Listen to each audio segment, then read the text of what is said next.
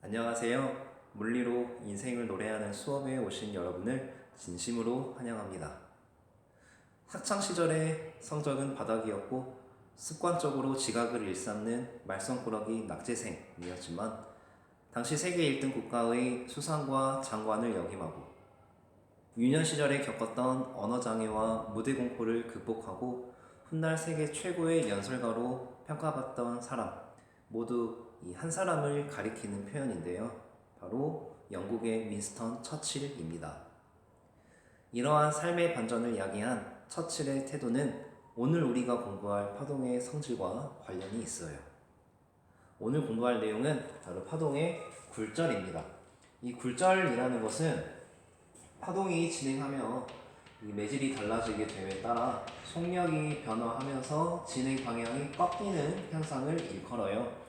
우리가 전 시간에 공부하기를 파동이라는 것은 매질의 진동에 의해서 에너지를 전달하는 형식이다 보니 그 매질을 구성하는 물리적인 특성에 따라 좌우될 수밖에 없다. 따라서 파동이 진행하는 동안 매질이 변화하게 되면 속력이 바뀌게 되고 이 속력이 바뀌게 되면 진행 방향이 꺾이게 되는 굴절이 발생한다 라고 여러분이 인과관계를 설명할 수 있으면 좋겠습니다.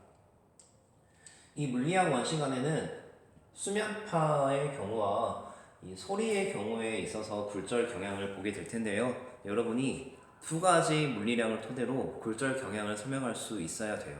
바로 파면이라는 물리량과 각도. 파면이라는 물리량은 전 시간에 공부하지 않았거든요. 이 파면은 파동이 진행되어 가고 있는 상황을 위에서 아래로 내려다 보았을 때 이 이웃한 파동끼리의 마루를 이은 선 또는 이웃한 파동의 골끼리 이은 선을 파면이라고 합니다. 그래서 구조적으로 이 파면이 파동의 진행 방향과 90도 관계를 이룰 수밖에 없어요.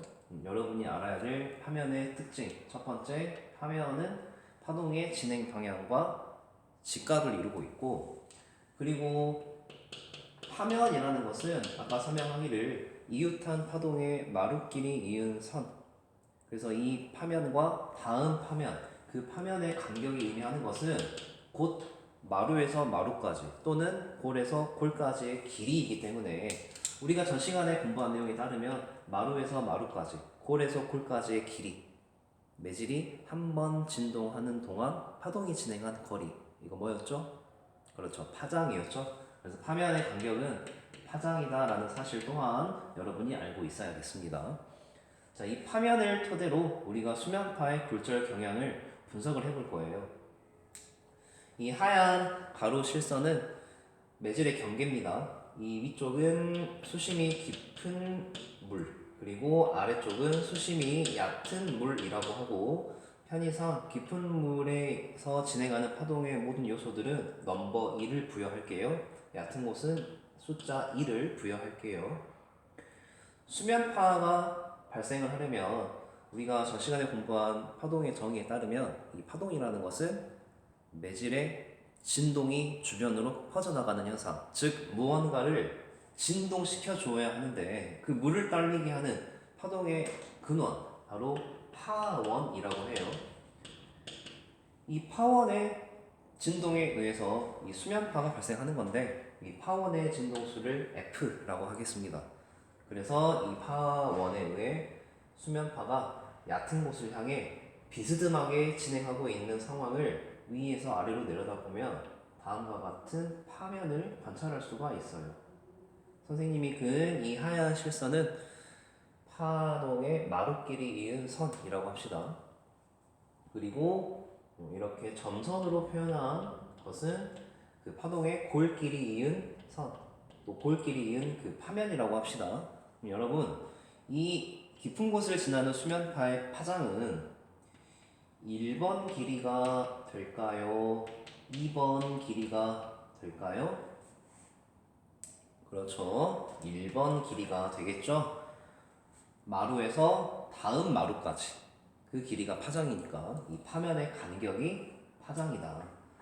2번 길이는 마루에서 골까지 반파장이죠. 그래서 이 길이가 파장이 되면 깊은 곳을 지나는 수면파의 파장이니 깊은 곳은 선생님이 숫자 2를 부여한다고 했죠. 람다 1이라고 하겠습니다. 그 다음 얕은 곳을 지나는 수면파는 파면이 다음과 같이 나타나더래요.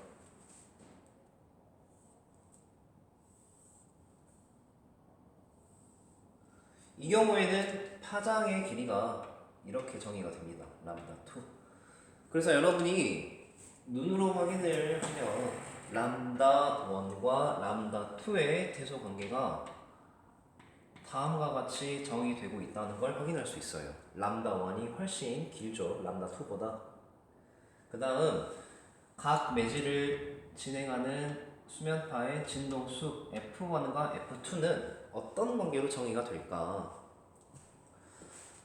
여러분, 이 수면파를 일으키는 진동은 파원입니다. 파원의 변화가 일절 없다는 가정하에 파원의 진동수가 변함이 없다면 이 파원의 진동수에 의해서 결정되는 수면파이기에 이 수면파들의 진동수는 똑같아요. 어떤 값으로? 파원의 진동수 값으로. 너무나도 중요한 개념이에요.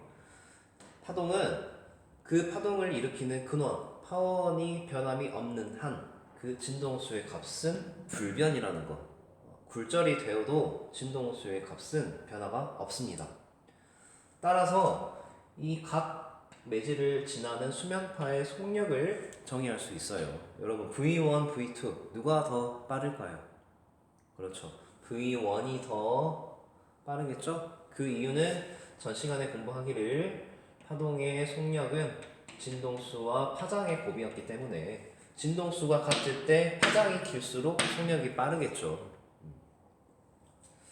그래서 깊은 곳으로 얕은 곳으로 진행하는 수면파의 경우에는 속력이 빨라집니다. 이렇게 우리가 전 시간에 공부했던 단순한 인과관계의 그 원인을 파면을 통해서 설명할 수 있게 됐어요.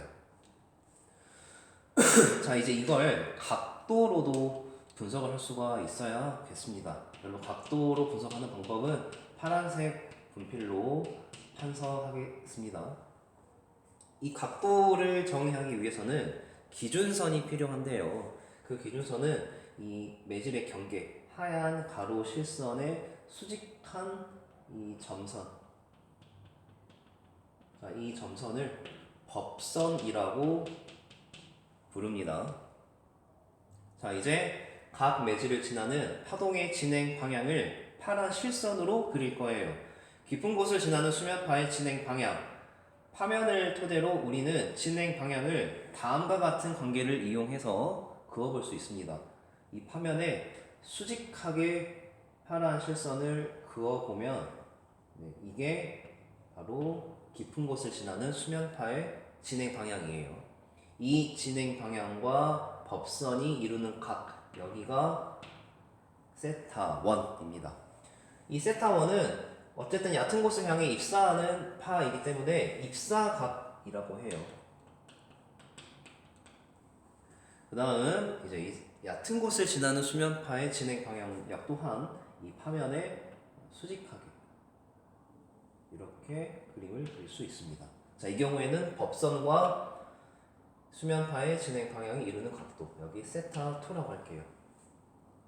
그림을 보시면 이 세타 2는 들어가면서 꺾여 진행하는 파동이기 때문에 굴절각이라고 정의합니다. 눈으로 보시면 입사각이 굴절각보다 큰 경우예요.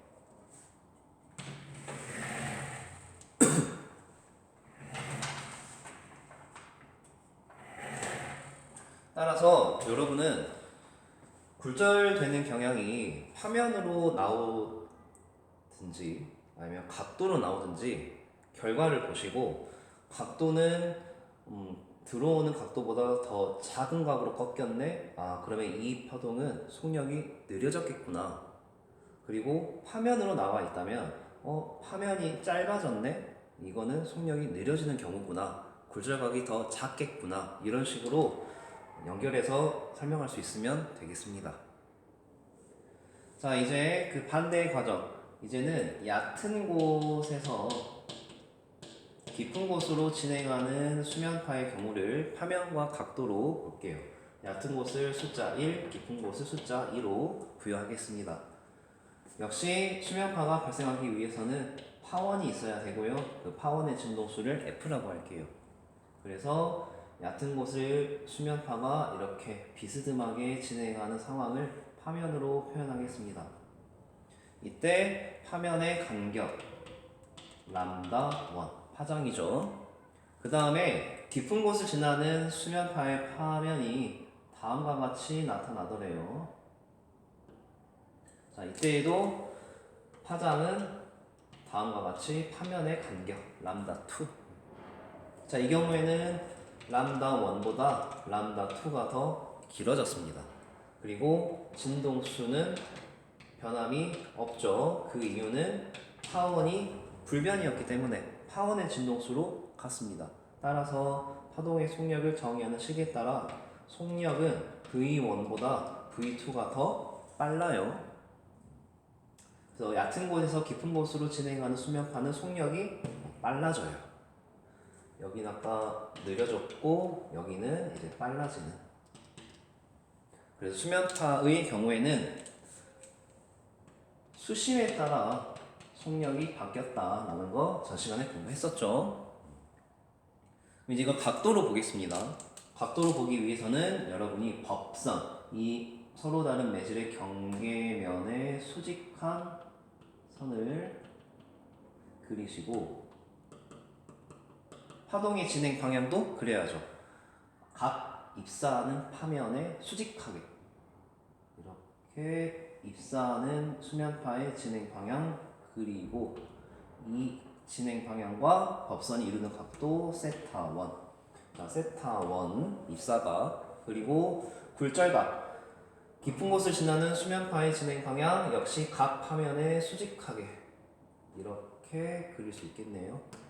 이 경우에는 굴절각이 법선에서 진행 방향 이루는 각도 세타 2. 세타 1보다 세타 2가 더 큽니다. 이를 토대로 속력이 빨라지는 경우에는 조금 더 큰 각으로 꺾이겠구나 라고 설명할 수 있어야 돼요. 네, 여기까지가 수면파의 굴절 경향이었고요. 이제 소리의 굴절 보겠습니다.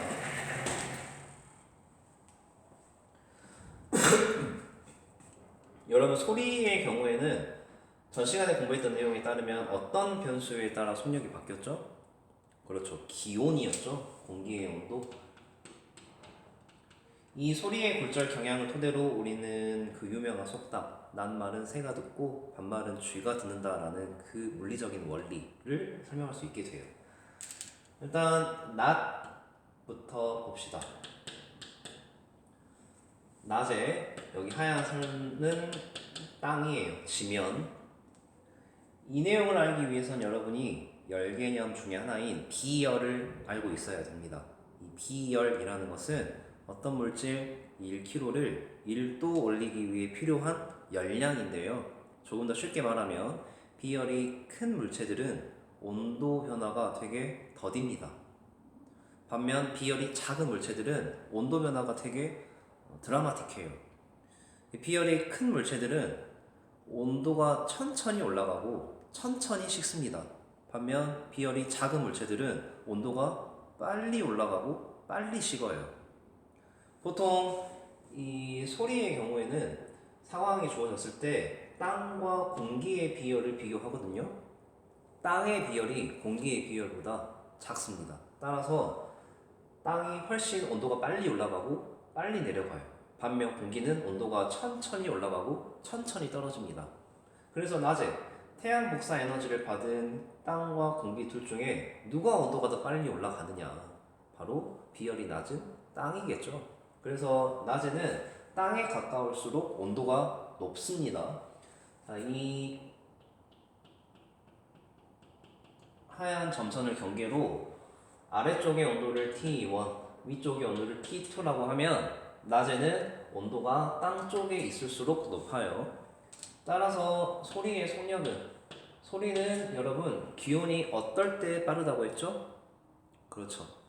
높을 때. 그래서 온도가 낮아지고 있으니까 속력은 역시 기온이 높은 T1일 때가 더 높습니다.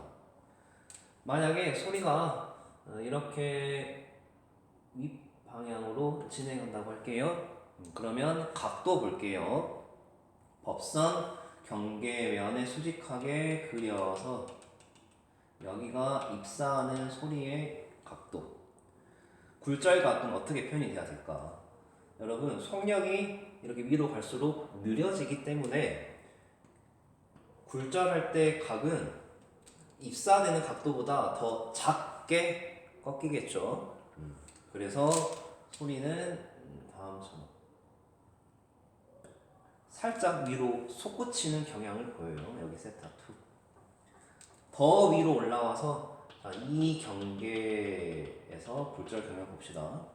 자, 여기 온도 T2였고 더 위의 온도 T3라고 한다면 땅으로부터 멀어질수록 온도가 낮아지기 때문에 T2가 T3보다 높습니다. 따라서 속력 V2와 V3도 대소 관계는 V2가 더 빨라요. 점점 위로 올라갈수록 속력이 느려져요. 따라서 굴절각은 더 작게 꺾이겠죠. 그래서 이 경우에도 그림을 그려보시면 법선 그려가지고 자, 여기 억각에 의해서 세타2가 되면 세타2보다 더 작은 각으로 꺾여 소리가 굴절되어 갑니다. 여기 각도 세타3. 결국 낮에는 소리가 하늘로 솟구치는 경향을 보여요. 따라서 낮에 지면에서 나는 소리는 이렇게 하늘에 떠있는 새가 듣습니다. 다음 밤의 상황 볼게요. 밤. 여러분, 밤에는 태양이 없잖아요. 그래서 식어갑니다. 그런데 땅은 비열이 낮기 때문에 공기보다 훨씬 온도가 빨리 내려가요. 반면 공기는 온도가 천천히 내려가기 때문에 밤에는 땅에 가까울수록 온도가 낮습니다. 자, 이 경계를 기준으로 여기를 T1, 여기를 T2라고 하면 밤의 경우에는 T2가 더 높아요. 그래서 소리의 속력은 온도가 높은 쪽에서 빠르니까 V1보다 V2가 빠르겠죠. 그래서 입사되는 각도보다 더 큰 각으로 굴절이 됩니다. 확인해 볼게요. 소리가 이렇게 입사한다고 합시다. 그러면 법선을 그려서 이 각도 세타1, 굴절각은 이것보다 더 크게 꺾이니까 다음과 같이 진행. 이 각이 세타2 됐죠? 그 다음 자, 여기를 경계로 T2와 여기 T3의 온도는 땅으로부터 멀어질수록 온도가 더 높습니다. 밤에는. 그래서 속력은 V2에서 V3 속력이 더 빨라지죠. 따라서 입사하는 각도보다 더 큰 각으로 꺾여 굴절돼요. 법선 이렇게 그려서 이 각이 억각에 의해 세타2가 되면 이것보다 더 큰 각으로 소리가 진행한다. 여기 세타3. 따라서 전반적으로 밤에는 소리가 이렇게 아래로 고꾸라지는 경향을 보입니다. 그래서 지면에 있는 쥐가 소리를 듣기 쉬운 거죠. 어때요? 낮말은 새가 듣고 밤말은 쥐가 듣는다. 물론 조상님들은 그 이유를 굴절로 설명할 수 없었겠지만 우리는 이제 설명할 수 있죠? 파동의 굴절에 의한 현상을 속담으로 표현한 것이었구나. 오늘 공부한 내용 정리하겠습니다. 오늘 공부한 내용의 핵심은 바로 이 파면의 구조적 특성. 파면은 파동의 진행 방향에 수직하며 파면 간의 간격은 파장과도 같다. 그리고 파동은 진행하는 데 있어서 굴절되어도 진동수는 변함이 없다. 이 두 내용과 전 시간에 공부한 내용을 토대로 수면파와 소리의 경우 굴절 경향을 분석을 했던 내용들이었습니다. 그러면 이 오늘 공부한 파동의 굴절과 처칠의 삶의 태도가 무슨 관련이 있을까? 이 처칠은 굉장히 수많은 어록을 남긴 사람으로 유명한데요. 그 어록 중에 저에게 꽂혀있는 문장은 현재가 과거와 싸우면 미래를 잃어버린다. 이제 수업 초반에 여러분에게 소개해줬던 이 처칠의 반전을 고스란히 담고 있는 문장과도 같아서 굉장히 기억에 많이 남습니다. 처칠은 과거에 얽매이지 않고 현재에 충실한 삶을 살아가면서 절대 포기하지 않았어요. 그는 땅 위에서 피어나지 못한 현재를 원망하는 대신에 어렵게 피어난 만큼 악착같이 살아내 보려는 건물 사이에 피어난 장미와도 같습니다. 모두가 자신의 향기를 맡아 취해 웃을 때까지 이 삭막한 도시를 아름답게 물들여갔을 장미의 우직함은 처칠의 우직함과도 같아요. 이처럼 중요한 건 어떤 상황이 닥쳐온들 꺾이지 않는 마음이다. 오늘 우리가 공부했던 파동의 경우에도 달라지는 매질에서 진행 방향이 꺾였을지라도 그 파동을 앞으로 나아가게 했던 근본, 이 진동수에는 변함이 없었던 것처럼 달라지는 상황에서도 중요한 건 꺾이지 않는 우리의 마음이다. 오늘 여러분에게 추천해드릴 노래는 하이키의 건물 사이에 피어난 장미입니다. 오늘도 물리를 통해 인생을 배웁니다.